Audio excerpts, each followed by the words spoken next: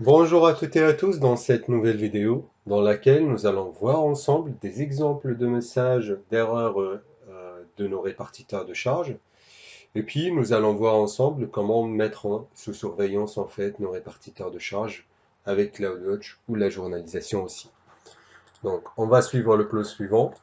On va évoquer les erreurs côté serveur et les erreurs côté client. On va essayer de comparer et puis les distinguer ensemble. On va évoquer aussi des exemples de ces erreurs-là. Et puis on passera ensemble à un lab pratique pour la mise en place sous surveillance et journalisation. Pour nos répartiteurs de charge, on distingue deux types d'erreurs. Des erreurs côté serveur, erreur 500, et des erreurs côté client, erreur 400. Maintenant, en fait, quand on se penche sur un dysfonctionnement avec une application web, on essaie de se poser la question si ce problème est-il côté serveur ou côté client. Par exemple, si nous avons un souci avec l'un de nos serveurs web ou un problème avec notre base de données, eh bien, ce serait plutôt un problème côté serveur. Et avec les problèmes côté serveur, vous verrez généralement un code d'erreur 500 qui remontera sur le navigateur ou dans les journaux d'erreur de notre répartiteur de charge. Alors que s'il y a un problème avec la requête HTTP entrante, c'est un problème côté client. Et avec les problèmes côté client, nous voyons en fait des codes d'erreur 400. Et encore une fois, nous verrons probablement ce code d'erreur dans le navigateur.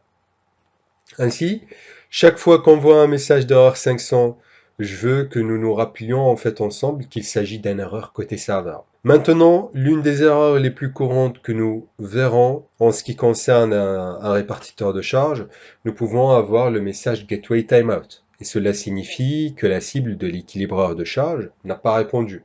Cela signifie que notre load balancer n'a pas pu établir la connexion avec sa cible, donc il n'a pas pu se connecter au serveur web, à la base de données ou à la fonction lambda qui était sa cible. Généralement, les erreurs gateway timeout sont des erreurs en fait que nous pourrions voir lorsque nous essayons d'effectuer des paiements en ligne, par exemple.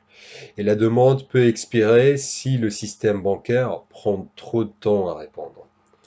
Passons ensemble à quelques exemples concrets et plus détaillés en fait de ces erreurs. Comme d'autres erreurs, nous avons l'erreur 502 avec le message affiché mauvaise passerelle.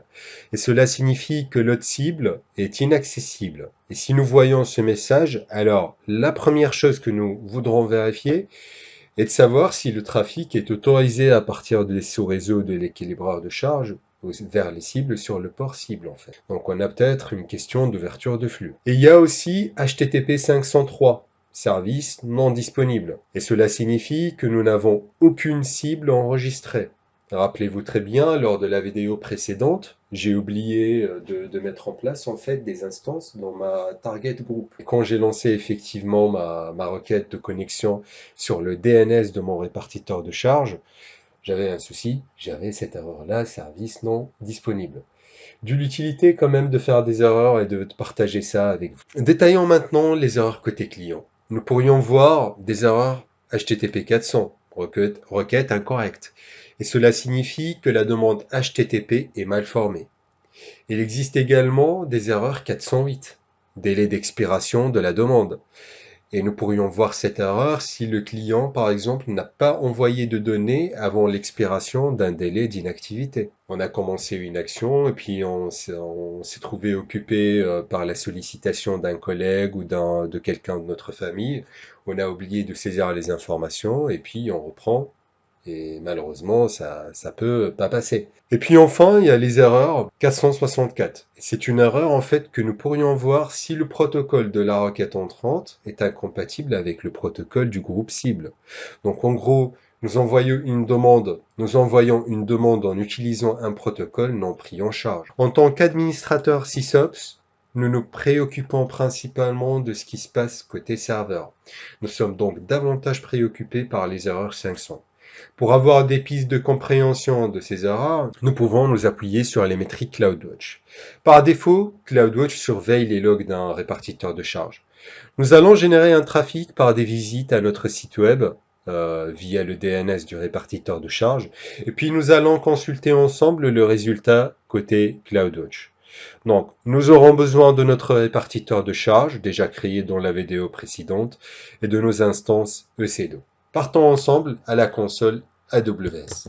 Je suis connecté à la console AWS avec mon compte route. Donc, on veut générer un trafic sur mon site web. Donc, je vais chercher mon répartiteur de charge pour récupérer le DNS. C'est sous instance qu'on retrouvera en fait nos répartiteurs de charge. Tout en bas, je retrouve équilibreur de charge. Je retrouve bien l'équilibreur de charge qu'on a créé lors de la vidéo précédente. Je récupère le DNS. Parfait. Et puis ici, je fais le test sur un nouvel onglet. Parfait. Bonjour Alform, j'arrive bien à accéder à mon application. Donc là, on est en train en fait de générer un trafic. Essayons de générer encore quelques demandes et quelques sollicitations sur notre site pour voir des résultats sur les dashboards CloudWatch. Donc maintenant, on a généré du trafic sur notre site web à travers en fait les répartiteurs de charge. Je reviens sur l'interface AWS, je clique sur mon équilibreur de charge. On a l'onglet surveillance et sous cet onglet surveillance, on va voir ensemble des dashboards et des métriques très intéressantes pour la surveillance de notre répartiteur de charge. Nous retrouvons à ce niveau, comme vous le voyez, des métriques CloudWatch établies suite à nos simulations de test. Et nous pouvons voir aussi, si on défile en bas, les différentes erreurs qu'on vient d'évoquer dans la partie théorique. Donc c'est intéressant, on peut suivre en fait les différentes erreurs qui peuvent émaner de notre répartiteur de charge de point de vue utilisateur. La liste des métriques est très riche. On peut voir le nombre de connexions actives par exemple. Nous pouvons voir en fait le nombre de connexions refusées. Donc c'est très très riche. Et pour retrouver des métriques plus poussées et détaillées, nous devons partir sur la console CloudWatch directement. Et c'est ce qu'on va faire.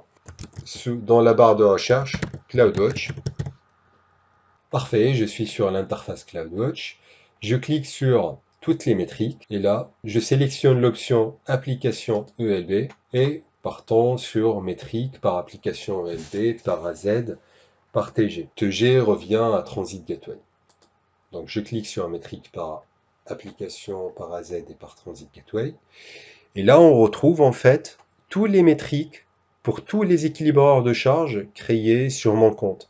Et bien sûr, j'en ai qu'un. Vous allez voir juste les métriques de mon load balancer ALB server web. Et en sélectionnant en fait les différentes métriques, nous aurons des graphiques qui vont s'afficher au niveau de mon interface. Ce sera très intéressant, bien sûr, à suivre. Pour surveiller le fonctionnement de nos load balancers, nous pouvons avoir aussi recours à la journalisation, qui n'est pas activé par défaut. On revient sur la console et au niveau de la barre de recherche, on va chercher load balancer ou EC2. Dans le menu à gauche tout en bas, équilibreur de charge, je retrouve mon load balancer, je le sélectionne. Sous Action, je sélectionne l'option Modifier les attributs de l'équilibreur de charge. Et comme vous le voyez, nous pouvons en fait mettre en place plusieurs paramètres avancés ou modifiés sur la gestion des paquets, sur le X-Forwarded For qu'on a évoqué dans la vidéo précédente, etc. Mais surtout sur la partie surveillance, nous pouvons activer ensemble la journalisation journaux d'accès. Et bien sûr, comme montré par la description, nous avons besoin d'un compartiment S3 pour stocker nos fichiers de log. Sous un nouvel onglet, on va créer un nouveau compartiment S3 de notre répartiteur. Donc, un nouvel onglet. Je suis sur un nouvel onglet, je cherche le service S3. Je clique sur Créer un compartiment. Comme nom de compartiment, journalisation ALB. Je garde la configuration par défaut et puis je lance la création de mon compartiment. Donc voilà, mon compartiment S3 est créé.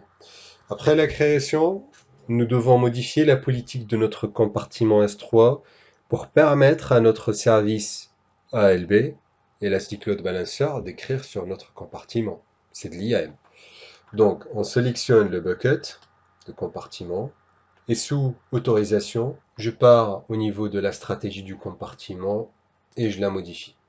Bien sûr, pour l'utilisation des stratégies de compartiment, AWS met à disposition une fonctionnalité très intéressante, qui est en fait le générateur de stratégie. On utilisera cette fonctionnalité-là dans le domaine suivant avec des pratiques spécifiques à S3. Pour les déroulements du lab, j'ai déjà préparé ma stratégie.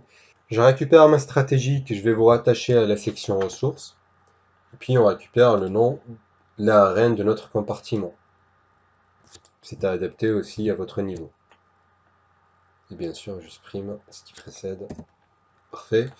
Et j'enregistre la modification. Mais bien sûr, pour l'anti-slash et l'étoile, en fait, c'est pour dire que cette action-là va s'appliquer sur tous les fichiers répertoires qui s'intègrent en fait et qui sont dans le compartiment S3. J'enregistre les modifications. Parfait. Ma stratégie de compartiment a été modifiée avec succès. Revenons maintenant à notre load balancer. Nous devons préciser en fait l'URI de notre compartiment S3. Nous pouvons faire parcours S3. Nous allons choisir notre compartiment journalisation ALB. Choisir. Voilà. Et j'enregistre les modifications. En nous connectant sur le site, on génère du trafic et on retrouve en fait des fichiers de log dans le compartiment S3 qu'on vient de préciser. Ça peut prendre 5 à 10 minutes. Vérifions ensemble notre compartiment S3. ES3. Je sélectionne mon compartiment S3 journalisation ALB. Et comme vous le voyez, on a un dossier AWS Logs qui vient d'être créé avec en fait des sous-dossiers qui contiendront bien sûr les fichiers de notre Elastic Load Balancer avec les quelques actions et avec le trafic que je viens de générer sur les autres onglets. Donc voilà pour cette vidéo, nous avons vu ensemble comment nous pouvons mettre en place de la surveillance et de la journalisation au niveau d'un répartiteur de charge. Merci à vous et n'hésitez pas à me rejoindre à la prochaine vidéo.